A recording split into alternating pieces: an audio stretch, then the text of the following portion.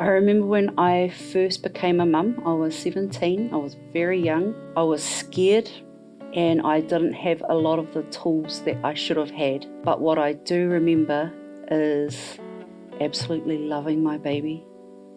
I got to dote on her and I got to watch her grow and achieve her milestones. And I was really proud that I was able to be a part of that journey. Some of the things that I really wish I had known during my birthing journey was a lot of the breathing techniques and also what my body was actually going through.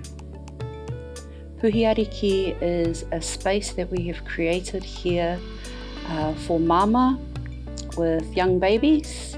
It is a space where they can come to relax. It is a space where they can come to feel supported with like-minded Māmā, and it is a space where they can come just to feel good about themselves. What I would say to anyone out there that is looking to come into this kaupapa is just do it. Walk through the doors, ask the questions, we're here to support you.